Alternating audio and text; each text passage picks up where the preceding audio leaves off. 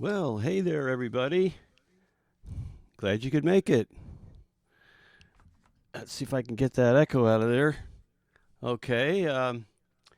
Yeah, it's Mark Levy coming to you from his new studio in Florence, Oregon. And, well, I've been having dealing with a lot of new technology, and as I'm sure a lot of you have. But this month we're doing camp, Reutlinger Camp, as I've been told.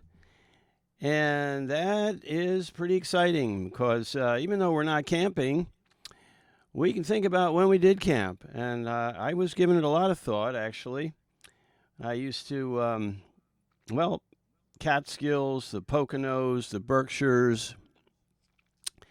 And that was, the first camp I went to was a Ramah camp in Pennsylvania, in eastern Pennsylvania. And then later on, as an adult, I started working with elder hostel and senior vacation groups in the Catskills and the Berkshires and the Poconos. Of course, up there in the mountains, people would escape to get out of the New York heat. I know some of you folks are from New York originally, and I've heard some of your stories about when you were at the Catskill hotels. And it's a whole different scene there now. It's not really happening, but reminiscing a little bit. Well, let's see. I worked at the Nevele, at the Falls View, at the Granite, at Villa Roma, and at Kutcher's. And I think Villa Roma and the Granite, which is now Hudson Valley Resort, is still working. I think Villa Roma has time sharing, or they did up to a few years ago. Been a while since I was back there, but I have fond memories.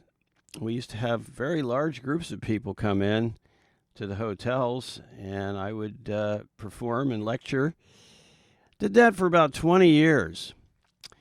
And, one year when I was in the Berkshires, I was at a Jewish camp, and I noticed that there was a folk music camp right across the Hudson River in the Catskills, in the upper Catskills. So I snuck out of camp a couple of nights and went across the river, and the bridge that I went across to Catskill, New York, was and still is called the Rip Van Winkle Bridge. And it's called that. It's named after, I found out later that Rip Van Winkle, actually the Van Winkle family lived in New York.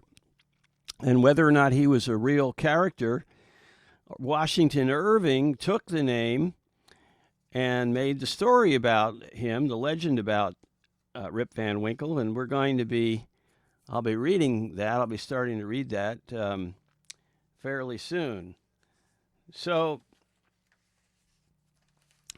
I'm going to sing a song about sleeping because, that whole thing was about him falling asleep for 20 years.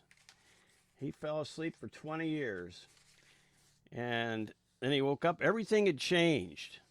So I'm going to sing you a little lullaby, Schlaf mein Kind, about how when you wake up, young one, you're going to learn what it's like, the difference between rich and poor.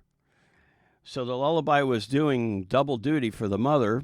She was singing her child to sleep and then also saying the poor man builds the houses but only gets to live in the damp cellar where he gets rheumatism in his hands and feet. So this is called Schlaf mein Kind. Schlaf mein Kind, schlaf geseder, singen will ich dir a Lied. Als du mein Kind wirst älter werden, wirst du wissen den Unterschied. Als du mein Kind wirst älter werden, wirst du wissen den Unterschied.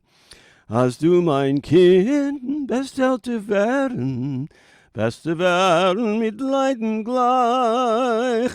Demals wirst du Geweihre werden, was heißt Orim und was heißt Reich.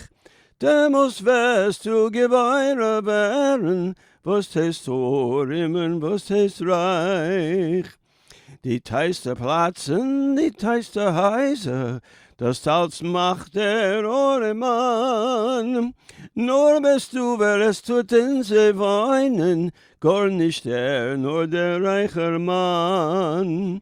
Nur bist du, wer es tut in sie weinen, gar nicht er, nur der reicher Mann.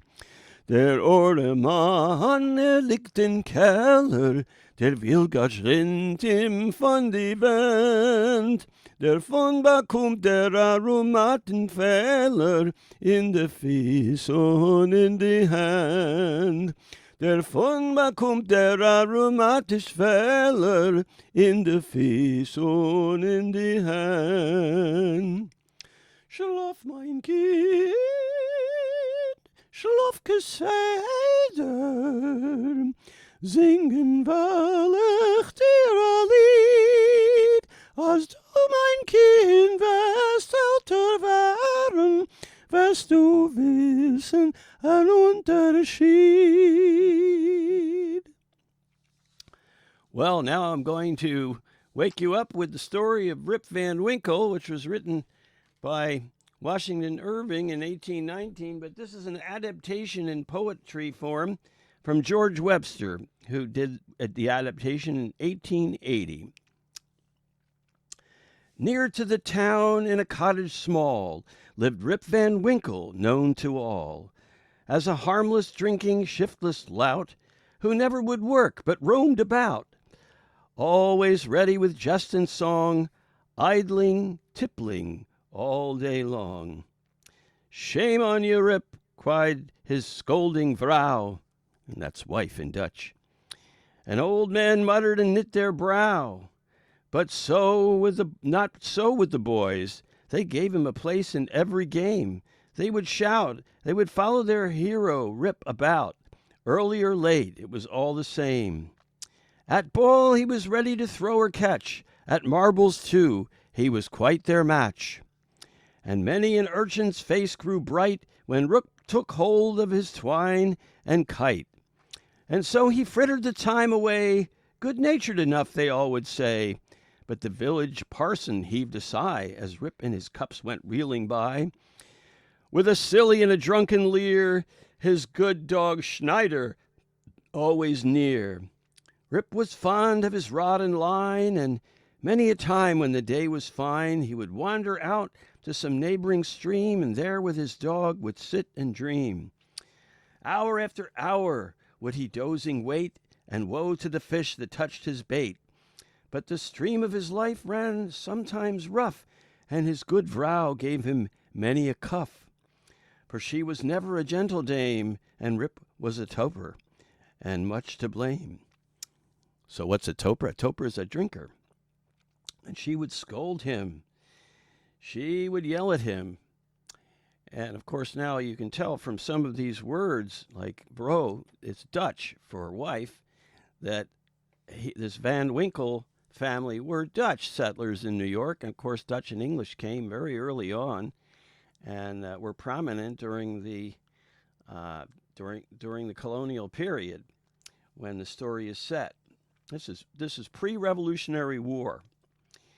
Well, I'm going to do a song about another fella whose wife is screaming at him, and it's called Hab ich mir a Span. I have a wagon, and I've got two black horses, but they can't go because I don't make enough to be able to feed them. So my wife's screaming at me, and I have to grab at myself a rock to sit on, and I just sit and cry.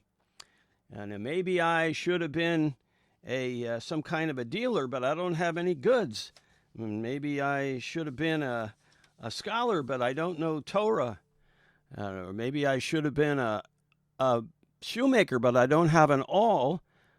Maybe I should have been a cantor, but I don't have a voice. So